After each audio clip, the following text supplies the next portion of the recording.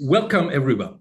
Today's session and episode of the Global Wisdom Talk is in very important and a very exclusive, I would call it, session because today's guest, Ken Coster, is the author of the very brilliant book, The $100 Trillion Wealth Transfer. And in today's talk, it is just one rule what we have set up for today. We won't talk about the money. We will address issues and topics what are more importantly for individuals and families as well in regards of this 100 trillion wealth transfer, or what I've learned from Ken previous discussion, the handover. And I would say that's the right description. So on the left hand side of myself is Jay Hughes once again. So hello and welcome, Ken Coster, and hello and welcome, Jay Hughes.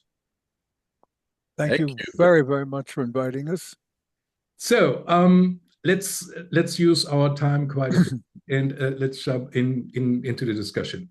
So Ken, can you give us just in flavor and in an idea what was the reason actually that you have written this brilliant book?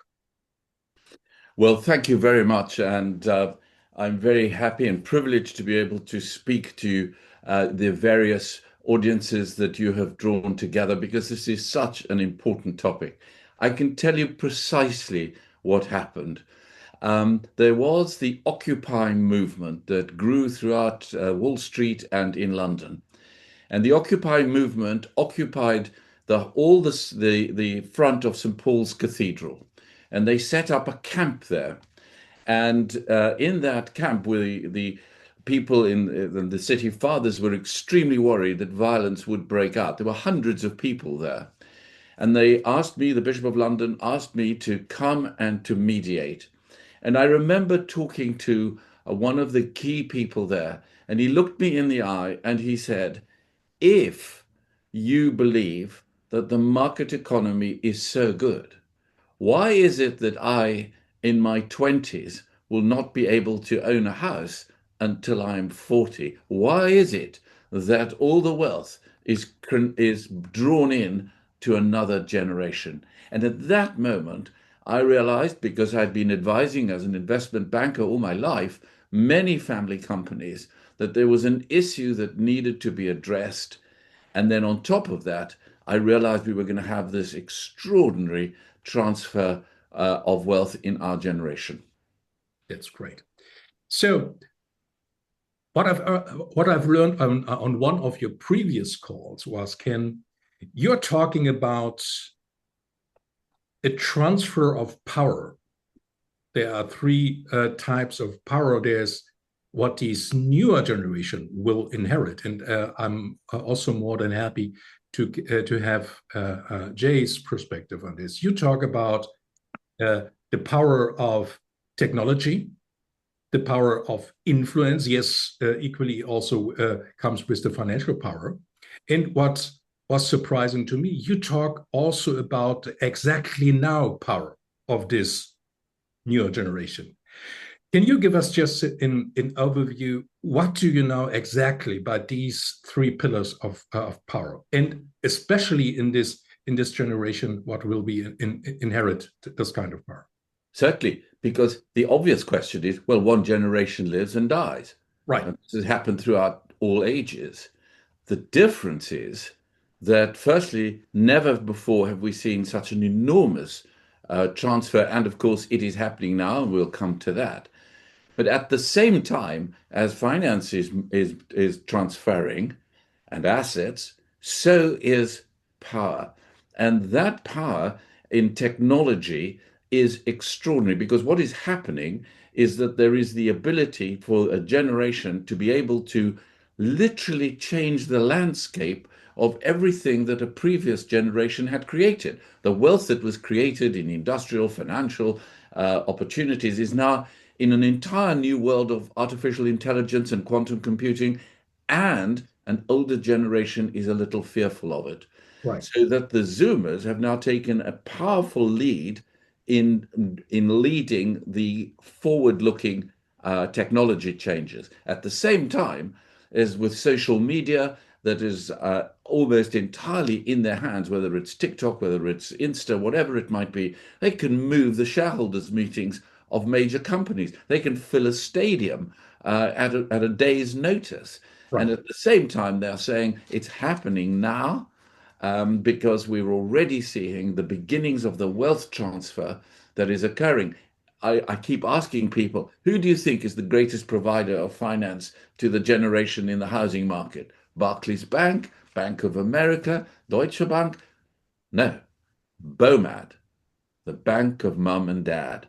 And that has already happened because the deposits are already being paid. The rental, how many young people can't afford the rental in major capital cities?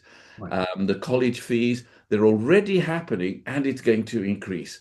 So that combination has created a unique state for the next generation, which is why we need to come to terms to understand how they think, why they think, and what we can do together. Jay, do you follow these perception?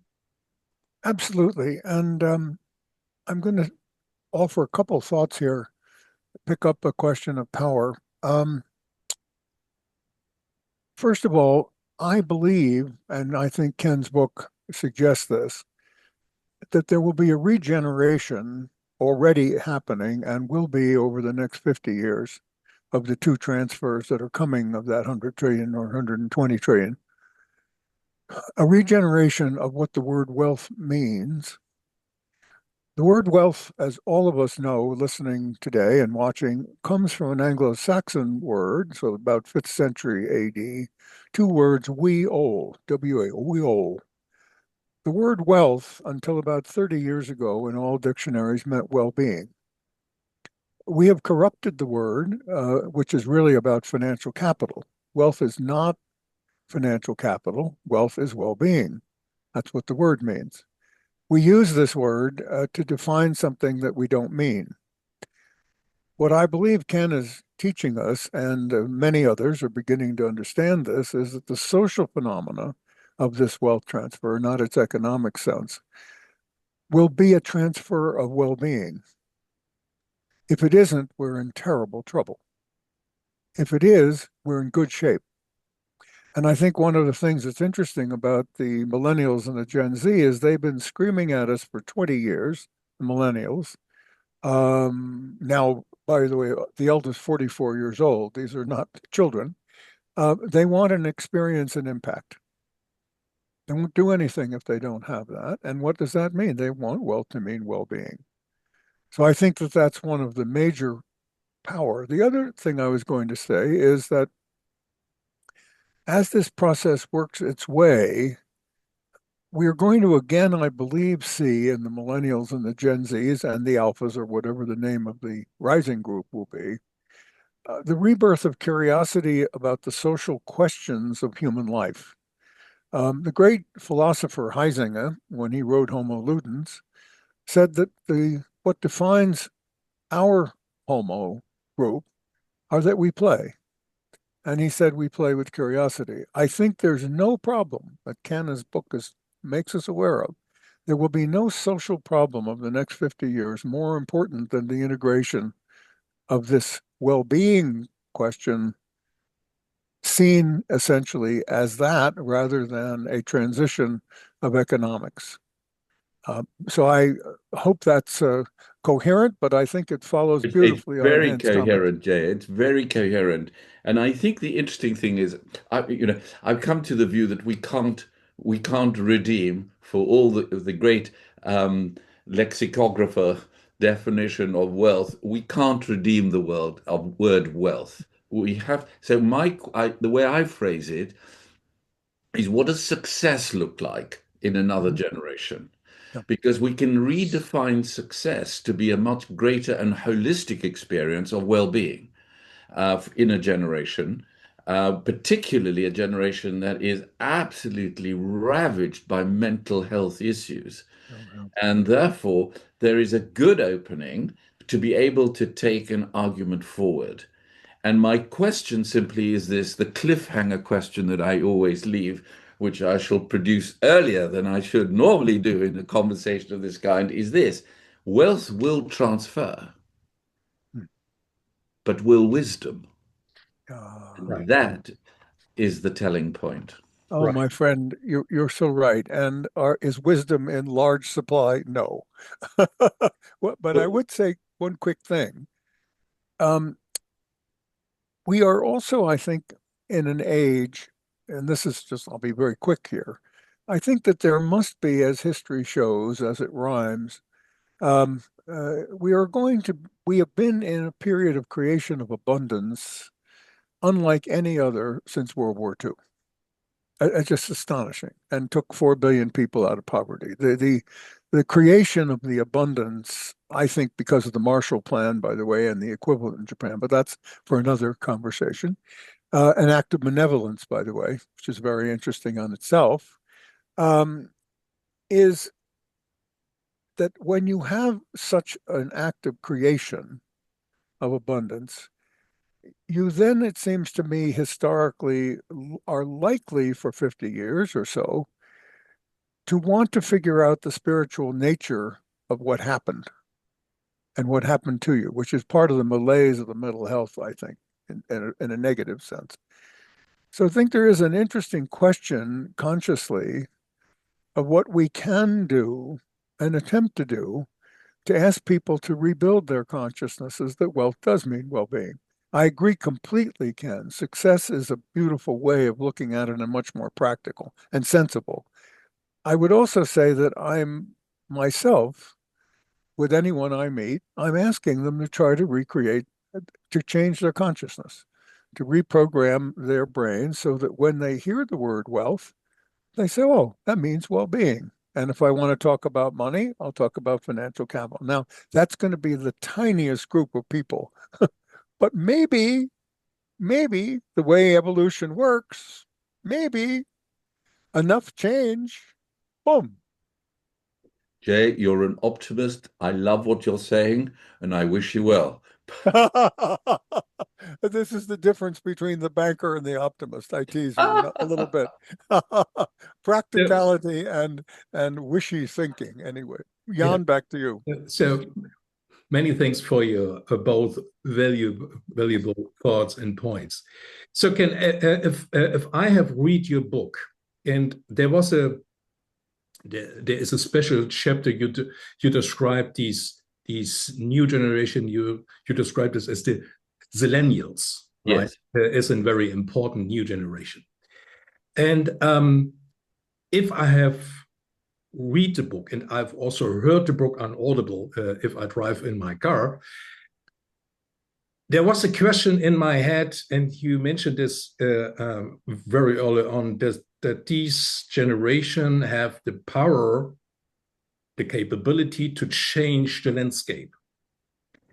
And in my head, and it would be very, I would be more than happy to pick up your view on this. Is there any opportunity, or do you see that there will be a new generation of families emerge, that these families will replace the old elite families? Not from today until tomorrow, but let's say over the next decade, 30 years, 50 years, that there will be a complete new landscape of elite families with a lot of power in their hands, right? And that they can change completely what you mentioned, the landscape of the families as well. 100%. And it's not, you don't have to wait for it. I see it right now. I'll give you an example. Yeah. I was with a major Italian family, large, well known. Um, and the next generation said to the older 75-year-old owner, we think we have to have a much greater impact in education. Mm. Oh, said the owner, absolutely, I totally agree. Thank you so much for raising it. We'll create a foundation. You can be in charge of the foundation, and you can give the money to these causes. No, said the next generation spokesman. We don't want to create something on the side. We want to change the entire company. We want the educational program to be put into the P&L of the company, because we can only survive well in a community that knows that we're serving the community well. Yes, we want to make a profit, but we also want to have a clearly defined purpose in the making of that profit.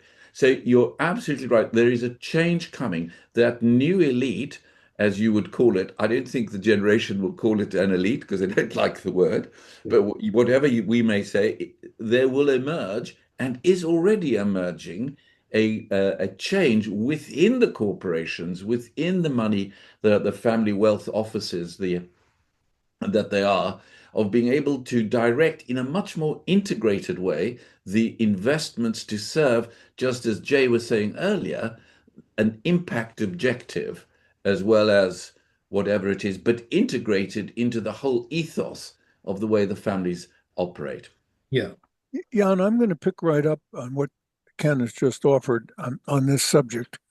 One of our colleagues wrote a book called Strangers in Paradise, which is a remarkable conversation of the difference between the natives and the acquirers.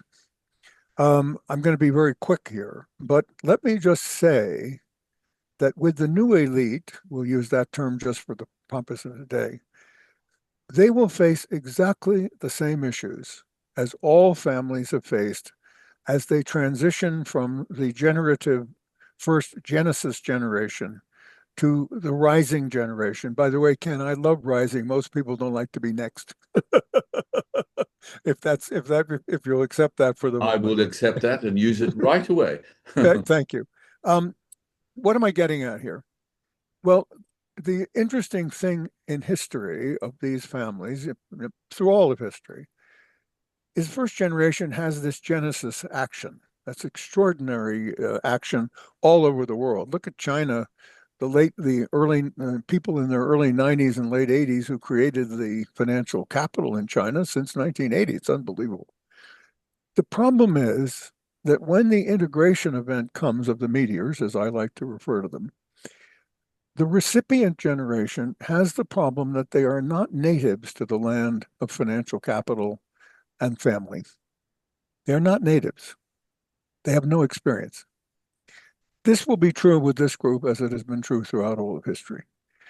The great problem for the receiving generation is it is culturally different. Yes, it has different environments, but it is not native to this question of the ongoing integration of financial capital for generations, which is why most of the time the third generation disappears. The ancient proverb of shirt sleeves to shirt sleeves. So I agree there will be a huge new set of families. And by the way, many of the families in their fourth, fifth, and sixth generation are going to still be around because they funded these businesses. Never doubt where the money came from. But leaving that aside, very quick, and get back to Ken, this problem of moving from the acquirers to the natives is something families must be aware of, because living in the land of the natives, the Rothschilds and the Rockefellers and the Mellons, and et cetera, is a different world than the acquirers ever lived in. So the same issues, in my view, are present for the family as it transitions from one kind of activity to yet another kind of activity. And this is where the regeneration questions become fascinating. That's not for today. But the second generation and third generation have a regeneration issue, but they're living in a different world becoming natives to that world of financial capital. This is very subtle, but it knocks families down all the time. And I don't think the new elite are going to do any better with it than the existing history of how families have dealt with it. Oh, Jay, I don't know about that. I, Good, I, good. I think, firstly, we have a problem on the language use of native, but there we are, Okay, that's fine. That's fine. leaving that aside. I think that, well, two things. One, the aging of the generations. The patriarch Yes, used to be 50 or 60. The patriarch right. is now 80 and still skiing. So that you've got now G2, G3, and G4 about being born. Yeah. So the way in which the interaction is going to occur is very different from a previous Yes. generation. Right. Yes. Dinner tables that would be had at Thanksgiving and at Christmas and during on skiing holidays or whatever, there will be a cross-generational interchange that's going on, and the Hmm. ideas are going to be much more fluid. They're going to be much greater in terms of determining how this change is going to occur and the way in which it's going to be deployed different from the previous generation, but with this essential qualification: the previous generation is still there. And Yeah. we know countless occasions where the patriarch steps back and all of us say, because we know perfectly well that they're not. Because, and the families will need to learn by generation how it is that they can work together to become active, and so that the change doesn't just become another stratified movement of a bunch of capital stuck in a Swiss bank, but much more active, because that next generation wants to use the money actively for experience and impact, as you've rightly pointed out. And what we have to say is that we must, as the boomer generation, see that wisdom transfers as well. We contribute wisdom, and they can sharpen us on impact and experience. So I think that will be a dynamic that will change the nature of paradise. Well, my friend, now you're the optimist, and I'm thinking about Ozymandias and all the first generation Ozymandians. So we have switched. This is the fun of what John has created, but these are hugely important social questions. Absolutely. Totally. This is what will the family be? And I'm going to throw in here what is also so interesting about those families and their who's sitting at the table. And if we have time this morning, the 1.2 demography that will identify families all over the world already does, actually. I just looked at the UN numbers the other day, and this is now instantiated all over the world. There will be very few children and very few grandchildren and almost no great-grandchildren at those tables. There will be an inversion. This the world has never seen before. One of the things that's happened with the abundance post-World War II is not only have 4 billion people come out of poverty, which is an extraordinary time in any historic period, but the family itself is in inversion. We won't have time this morning, but another conversation that would be quite interesting, I think, for John, for the three of us, is what will happen to families that are going extinct? Because if you have 1.2, you can get 8 steps to 2. There'll be a few 2s. There'll be mostly 1s, 2 steps to 1, and 12 steps to 0. And in Spain and Italy, as we already know, and this is, I think, again, trying to visualize for the audience, Spain and Italy are paying people to come live there because they're at 0.7. They're going extinct. Not just more deaths than births, they're going extinct. So they're paying people to come and live there. The social changes, I believe, because of the abundance and the impact and experience that this requirements of those living is creating a social situation for the family that not only will it have to integrate $100 trillion or 100, I mean, this all over the world, into individual hands, but the family itself into which those integrations are occurring is not going to look like anything like any family we're used to. Again, the social experiment that we're coming into and that Ken's book so brilliantly defines for us has to take into account the demography and the problem of voluntary extinction. So that's a brilliant outlook, and I would like add, for my understanding, Ken, you highlighted in your book these I would call it the structure or the framework of an co-leading co-working, co-compassion, and co-creating. Is this, from your perspective, and it is what I understood if I read it just a new way, if I take it in a family to say, let's implement these framework of co as a very, very important instrument of an integration of these fortune, what will come from a giver to a recipient. Because what we see often, let's say, in reality, there's an old-fashioned way. There is a giver, and there's a son or a daughter, and the creator said, "That's mine."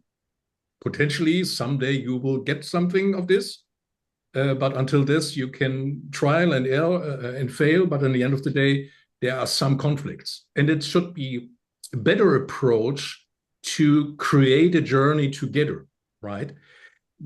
Is this just your framework, what you're describing and highlighted in your book, just an instrument of integration? What you no. Okay. Because you're absolutely right. What I'm saying is we have become familiar with co-investing, co-living, co-working. It's a sort of it's a sharing of resource. I mean, it's the basis on which the joint stock companies were created in Victorian England, and Yeah. partnerships and all of that, all part of the co-piece. Yeah. However, the critical piece is we need to discover co-destiny. Now, Mm. co-destiny is the key piece that is missing, because what it means precisely, and as you were saying, is that the generations work together in order to establish with a very clear clarity the mutual interdependence of each other, the contribution distinctive that one generation has to the next. So the way I describe it is that my generation, the boomers, have got hindsight. I mean, we've been through a recession. We know what inflation does. We know what debt does when it's piled on by governments so easily. And I'll leave that comment aside because it's true of almost all governments at the moment. We've been there. We've seen that with hindsight. The next generation has got an insight onto the future. Its insights are how things are going to emerge. And together, our destiny is foresight. Hindsight, insight, foresight. But that is what co-destiny is. It is the working together, yes, in a cooperative venture, but with a very clear and well-established objective of establishing the mutual need for each other to create the maximum impact, experience, and creation of the next generation's wealth. Ken, in the book, you talk about from me to we, as Putnam did so brilliantly, not before you, but with you, asking a whole society, could we get from me to we? I also think that this period of 80 years since World War II, by the way, I'm the silent generation. I'm the generation before the boomers. That's how old I am. Well, don't worry, I'm probably older than you. No. So we have lived in a time of me. That's Yes, what a generative, creative time of yes, all of this abundance. yes. The integrative question is we. I completely agree with you. And I loved the idea that in the book you talked about some of the co-words, collaboration, huge word, co-labor. I, I wish it were co-vocare, co-vocation instead of co-labor, but we'll accept it. Compassion. Oh, what a wonderful thing. And by the way, isn't it interesting? Wonder with the synchronicity and, well, not the synchronicity, but with the awareness in the West of the East and the East of the West and the virtues. So can we combine courage with empathy? Very interesting time. A we question, isn't it? An integration of virtue. Compassion, community, of course. Um, these co-words that you brought to us so beautifully remind me that we are also in a period of integration of ideas, a very, very important time where all the world has the best translations of all the best ideas we've ever had. That's true. That's true. Which So is the first time we get in the we world. So this is a we in a big way, as well as the we in the small way, the micro and the macro. But these co-words are so important. Thank you for them. No, well, Jay, the point I want to make is that it's already happened. Yeah. Yeah. The move Yes. from me to we is happening. Do Yes. you not perceive it as Completely. as Oh, uh, as was asked yes. by the good book? Because Yes. it's actually happening. The generation is itself embodying. I mean, Yes. there are blips here and there, and everybody says, "Oh no, the whole world's gone conservative, and it doesn't want to share things," and it not at No. all. This is a generation that is committed to the understanding of the joint use. You only have to think of Airbnb. You only have to think of the way in which food is delivered in different countries. People, Yeah. my children can't understand why it is that we want to insure a car for the whole year. Why don't you insure your car when you need it? So that whole way of Yes. recognizing that a change is occurring, whereby you're linking to a whole society's need to use resources in a much more economical way, which of course is the basis of economy. But I think you're absolutely right. And compassionate disruption is going to become the key moral issue of the artificial intelligence Yes. I generation. 100% agree. And how fascinating to see the curiosity, coming back to what I said earlier, the nature of human beings applying their curiosity to these remarkable new issues and with compassion of we. What a wonderful imagination Well, that yes, awakens. but Jay, we have to become evangelists for it. It's not just going to happen. We're going to Maybe should we, Ken, do we have to be shamans? Well, I don't know about that. But I think what we need to do is to be communicators of Fine. of You what can you're dance. You can dance with me or around me, but you can't dance away from me. no, I'm not trying to put that, but I do think it needs there is a change that is needed in the way in which people perceive their contribution to the future of the society together. And that's the wisdom, yes, and the wisdom word that you used before requires the rebirth of elders. Oh, And, 100%. Because the fact and, of the matter is, and there's a lot of nonsense is talked about. Well, wisdom flows both ways and we can learn from each other. Well, we can learn from each other. We have to learn from each other. We share experiences with each other. right. But wisdom comes from the period of time that you've been on this planet, that you've been knocked about by the vagaries of commercial, financial, human, divorce, whatever it might be.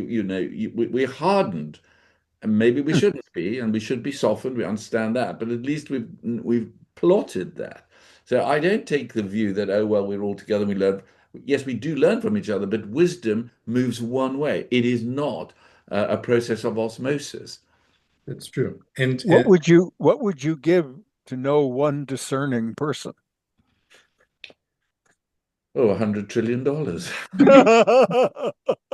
yeah, Jen, back to you. Isn't this and fun? I knew it was going to be great fun this morning. I and knew I it. would Go ahead, like Jen. Ed, and I would like Ed, and you mentioned this in your book, Ken. You can't Google wisdom, right?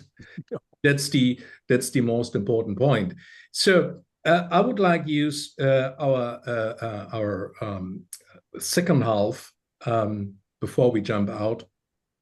Just on a topic, what is also interesting to me and what drives me, that's some question, is I mean, it was never so easy for many people of us to become very wealthy, right?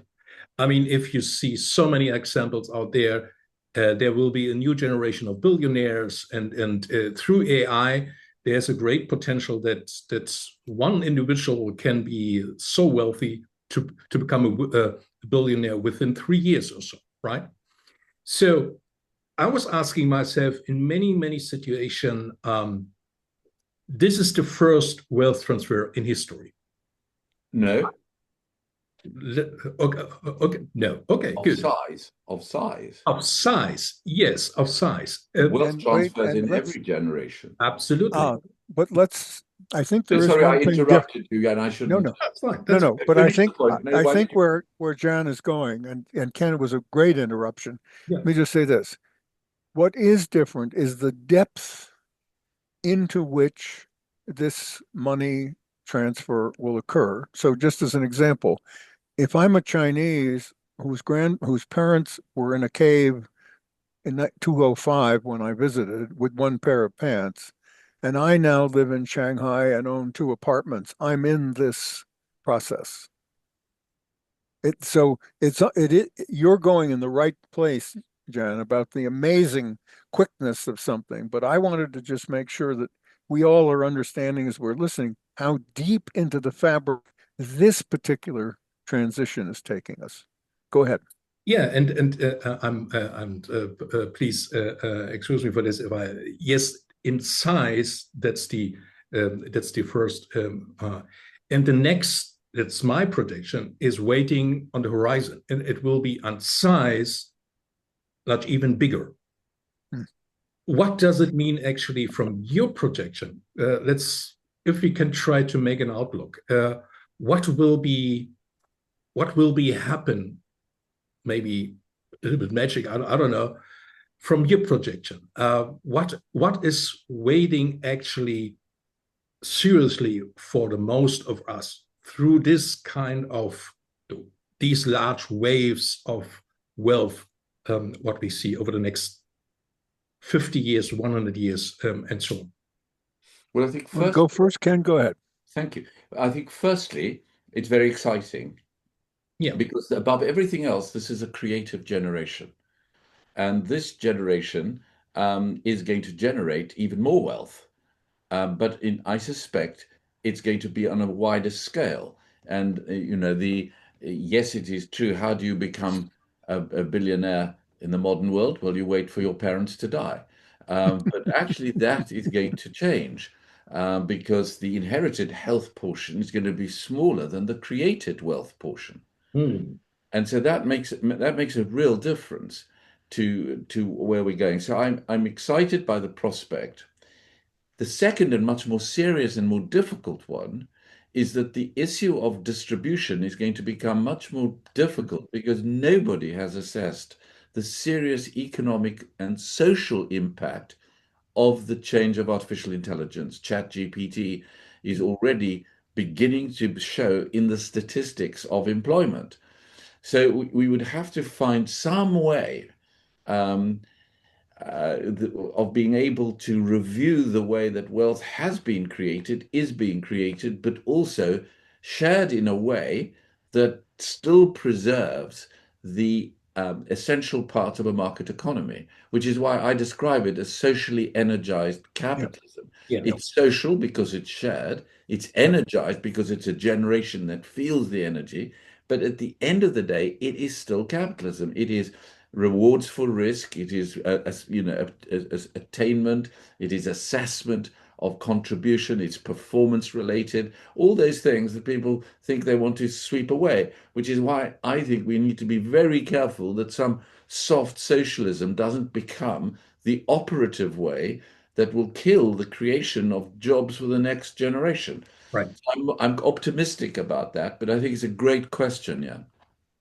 Um, I want to repeat socially energized capital that is in Ken's book. This is a wonderful concept, and I commend everyone to read the book to think even just of that concept. I was really loved the language. These three words together are very powerful. Um,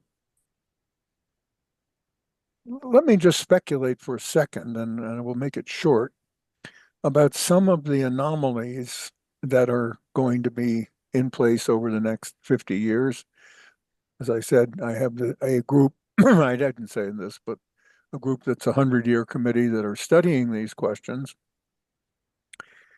One of the anomalies, as an example, and we could find hundreds of them, of this integration process into the family in a 1.2 world, as I was saying before, is will it be like for a family when its females at 40 have had no children, chosen to have no children, and for now 60 years until they're 100, that family is going extinct. There'll be no first cousins, by the way. I won't go into the math, but I think the questions of family and how we live together wealthily, that means with well-being, are going to be fascinating. I won't, I'm 82 years old. I have no idea. But what I can begin to see already, Ken and Jan, as what's already happening, is as you move to a 1.2 world, and that's the world already, all those moms are alive to have the children. That's the future. Or you move to a zero point 0.7 world of Spain or Italy and some other very noteworthy countries, Japan. Um, what you also are doing is you're acknowledging that lots and lots of families will have these integration events of these transfers, and then they will end. I don't know any time in history, except through pestilence or war, that there have been any significant part of any population, and then it was very small relatively, in which a society has experienced that. These are the kinds of questions that need to be addressed socially and thoughtfully that go along with the economic transfer. So as I said when preparing this morning with Jan, I was hoping our audience would go away from this, Ken, with your gift of seeing this as a socially serious question, not an economic phenomenon. Because the reality is the money, financial capital, is a species, it moves. The real question is well-being. Wealth is we started this morning, consciousness of being, of well-being, in the context of the family in a transition in which I believe no societies, this is now a planetary issue, by the way, it's not an issue of the developed world. The 1.2 is arrived in Brazil, it's arrived in Pakistan. This is done. So the social questions that Ken's raising so brilliantly with socially energized capital have to be looked at in the context of who will receive, both in their wonderful, the millennials and the zillennials, as you say, with impact and experience, and we rather than me, the things we've talked about today. And yet the family itself is going to be in an enormous transition. So I just thought I'd add that to the fruit of this conversation. That's fine. And through your point, and I will highlight one important point, and you mentioned this very brilliant in your book, that's the feminization of power, right? That is what I've recognized in many, many discussions. A lot of people underestimate the power of women with wealth, right? If you can just also in a projection on this, will be this, I would call it the new superclass of wealthy, because women by and large take decisions quite different as we as males, right? And that can be also bring new changes, new developments, new momentum, and also if I project that the family itself, structure-wise, will be quite different what we see today in the next 50 or 100 years, right? Do you follow me on this point? That will be a new powerful force, the woman with wealth, with significant. Yeah, I certainly do. But the other side of that coin is the disempowerment of the next generation of men. Yeah. So let's be clear, the feminization of finance, $10 trillion in the next decade will be generated by women who control assets or influence assets in asset management, but are run and controlled by women.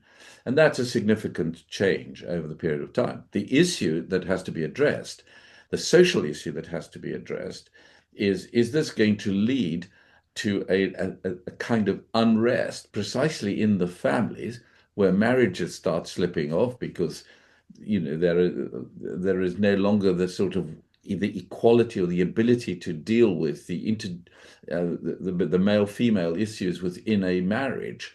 And then marriages just get disrupted. And of course, the increase, I mean, how many billionaire women have been created in the US alone as a result of divorce to major tech entrepreneurs? So you've got an entire new way of capital being concentrated.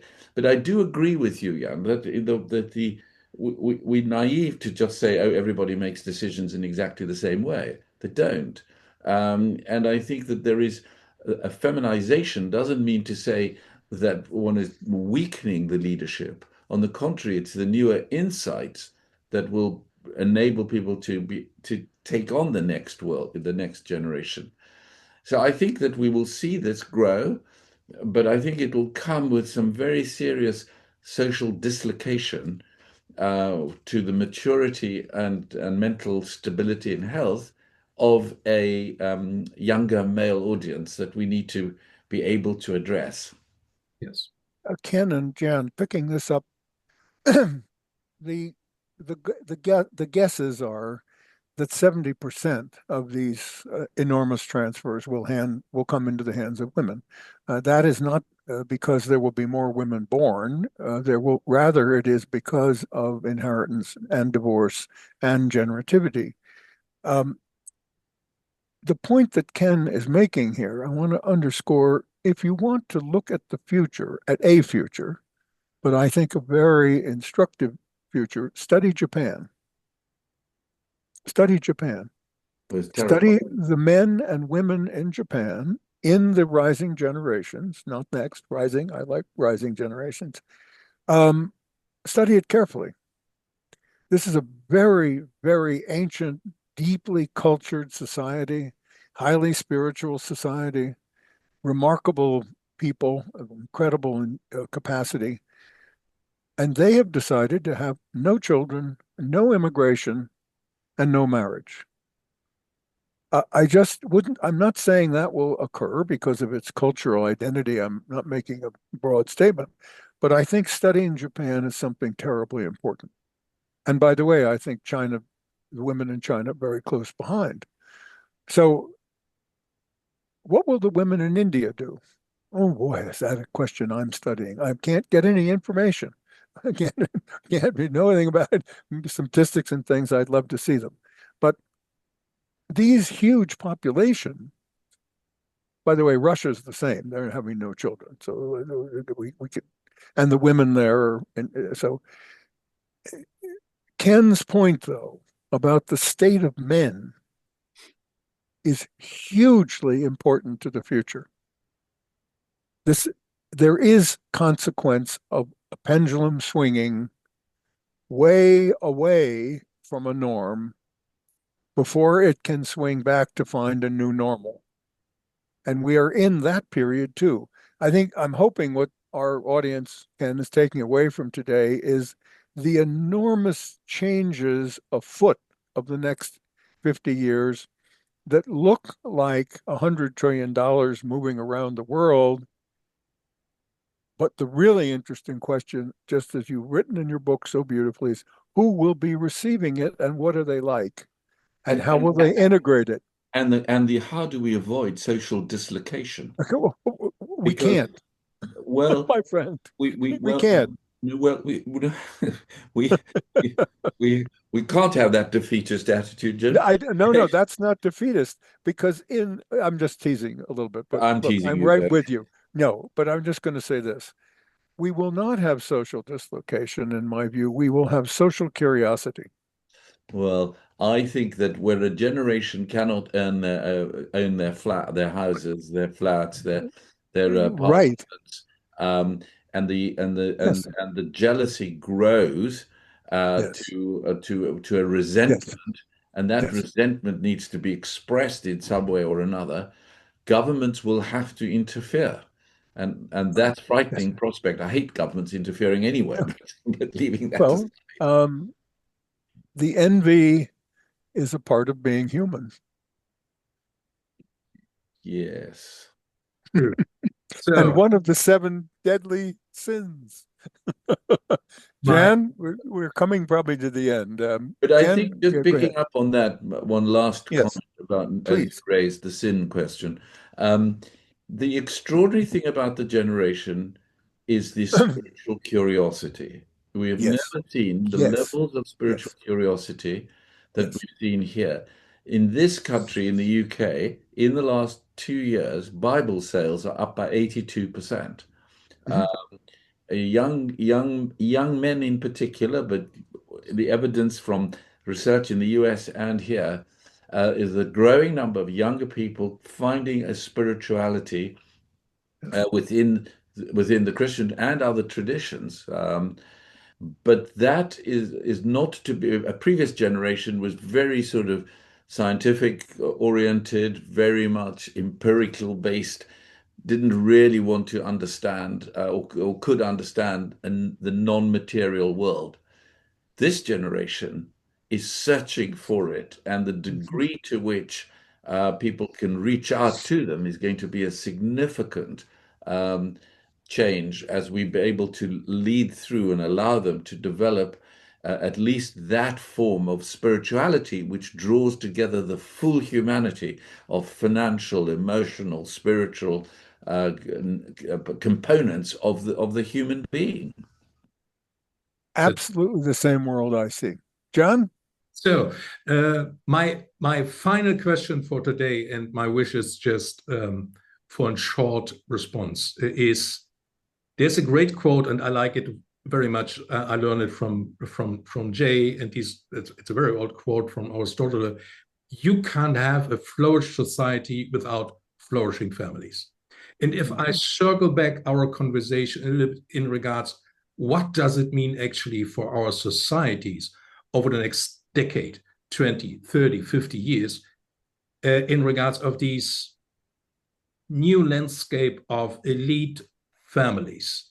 What should be as advisors, mentors, coaches, you name it, how we can empower and encourage these families that they have so many power in their hands, that we have as an end result of these strangeness and of these families, flourishing societies. Because that is, I mean, we in Germany, in the US, I guess you also in the UK, there are unstable societies, right? And what is your advice? What is your tip, you name it, in regards of this? Well, it's not my field, and so Jay will have to have the last word because I've been educated to this issue more sharply than I have before. I've obviously not addressed it, but I do think that the family is the essential building block and the social cohesion of a society. Mhm. And therefore, I think it's very important for the families that have influence capability to be able to recognize the importance that they play and use their strength, their finance, their to awaken the rest of a dormant society or a sleeping society to the consequences that what Jay has outlined to us. And so I think that for the next generation, this becomes an important moral imperative. Previously, it's merely a convenient thought that I might have a family. This shifts to a moral one, Mhm. which is not an easy topic to undertake because nobody wants to be told what to do. And it's why I think we need this intergenerational conversation, and as you put it, on the family as well. Many thanks. I would add this. Um, of course, Aristotle was right. Um, and of course, he could not envisage is that the question now is a planetary society rather than a a boundaried society. We live in a planetary time that there is no longer boundaries. I was saying to my granddaughter the other night, she was saying, I'm going to go and study international studies. I said, darling, that doesn't exist anymore. Study global studies. She looked at me and said, Grandpa, yeah, I see what you're saying. Thank you. I said, there are no boundaries. Go look at the planet, and maybe in the way that Ken Wilber and some of our great modern philosophers have helped us. Short answer, and we are done here, is back to the early part of our conversation today. I think the Anglo-Saxon forebears, interesting today, German and UK and American are our common English language. There is no such thing. It was neither Romance language nor Teutonic language. This is a amalgamation that occurred in the 5th century AD. I think their wisdom that wealth means well-being is the core of this. If the consciousness of families can move that their wealth is their well-being and their financial capital is a means that might help achieve that, they will get things ordered correctly. And I think Ken's book and Ken's gifts to us is to suggest that the Zillennials actually already know that. I don't think we have to teach them that. I think they already know it. The question is, can we give them a means to liberate their consciousness to that thinking? Can we help them get there and vocalize it rather than just imagine it? That's the elder's job. And the elder's job in families, in my view, is bring that to consciousness so they're living with wealth as well-being, and the financial capital is intermediating essentially that experience with a planetary sense of growing society. I think we have to move past boundaries because I don't think they exist any longer. So I just want to say again, Ken, the questions of compassion, community, collective collaboration, the gift that you brought us in this world is immense. And Jan, it's just an incredible privilege that I've had to share this hour with a new friend. Well, no. I thank you both. Generous. You're too generous. It's been my privilege to be able to be with you. And we hope these little pebbles that we throw into the global water will affect people wherever they are. So thank you so much for bringing us together. Yeah, it was my pleasure too. And I will add just again, your book, your content, your words should spread out the world, because many, many families and individuals will hear your message. That is what I often recognize. And so for today, it was my pleasure. It was my honor. And I'm very much looking forward, potentially, if there's an opportunity to continue this very important discussion. For today, many, many thanks. Well, thank you very much. Thank you.